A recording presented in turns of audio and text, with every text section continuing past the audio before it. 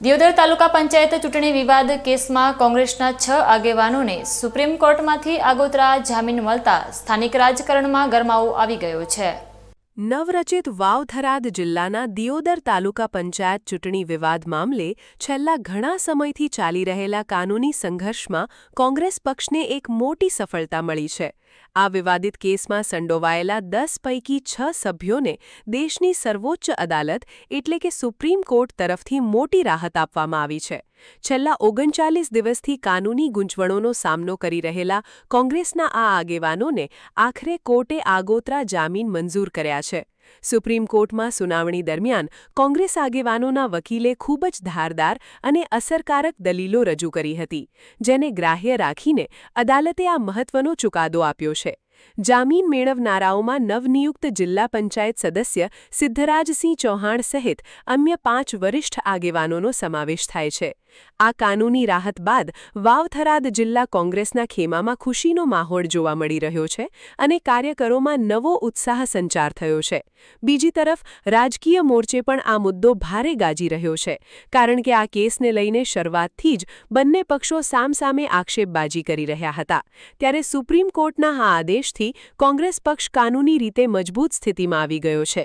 25/5/2026ની દિયોદર તાલુકા પંચાયત પ્રમુખ ઉપપ્રમુખની ચૂંટણી દરમિયાન જે ડ્રામા થયો એનાથી ગુજરાત વાકેફ છે અને ડ્રામા દરમિયાન અમારા 10 આગેવાનો ઉપર ખોટી રીતે ફરિયાદ થઈને એમાં અત્યંત ગંભીર પ્રકારની 307 જેવી કલમો દાખલ કરવામાં આવી, જેના ભાગરૂપે અમારા આગેવાનોને આગોતરા જામીન અરજી સ્વાભાવિક રીતે નામદાર કોર્ટોમાં અમે ગયા હતા।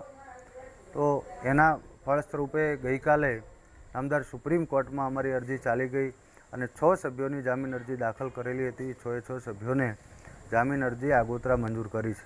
બાકીના 4 સભ્યોની હવે અમે અલગથી જામીન અરજી દાખલ કરવાના છે। આ સત્યનો વિજય છે, સત્યમેવ જયતે। આ જૂઠાણું ષડયંત્ર એમાં નિષ્ફળ ગયું છે। ભારતીય જનતા પાર્ટીને એમના અહમમાં નાચતા આગેવાનોને એવું હતું કે અમે પૈસાના જોરે આ સભ્યોને તોડી લઈશું અને તાલુકા પંચાયત ભારતીય જનતા પાર્ટીની બનશે, પરંતુ અમારા અડીખમ ચૂંટાયેલા સભ્યોએ મક્કમતાપૂર્વક કોંગ્રેસ પાર્ટીના સાથે રહી। સ્વાભાવિક રીતે આપ સૌને ખબર હશે, ઝાડા તાલુકા પંચાયત સીટના અમારા બેન જે પ્રેગ્નેન્ટ હોવા છતાંય એમણે જે મક્કમતા બતાવી, બાકીના સભ્યો ઉપર પોતાના પત્નીને એના પિયરવાળા લઈ જઈને એના ઉપર એના સાસરી પક્ષથી દબાણ થયા, આવા અનેક હઠકંપા એમણે અપનાયા, પરંતુ ક્યાંય સફળતા ના મળી અને તે થાકી હારી અને પછી પડ્યું મેલવું પડે એ પૂર્વે પ્રજાનો મેન્ડેટ છે, એમને સ્વીકારવો જોઈએ। પરંતુ એમની આદત છે કે ખરીદ વેચાણ સંઘ મારફતે ખરીદીને કરવું, પણ દિયોદરમાં આવું શક્ય ન બન્યું। ખેર, જે બન્યું તે હવે ન્યાયતંત્ર ઉપર અમને ભરોસો છે, સારા પરિણામો આવશે અને દિયોદરની જનતા આવનારા સમયમાં ભારતીય જનતા પાર્ટીને જડબાતોડ જવાબ આપશે। સુપ્રીમ કોર્ટના આ ચુકાદાથી વાવ-થરાદ જિલ્લાના રાજકારણમાં કોંગ્રેસને મોટું કાનૂની પીઠબળ મળ્યું છે, જ્યારે ખોટી કલમોના આક્ષેપ સાથે વિપક્ષ હવે શાસક પક્ષ પર વધુ આક્રમક બન્યો છે। Gangaram Thakur, BK news channel, Deodar.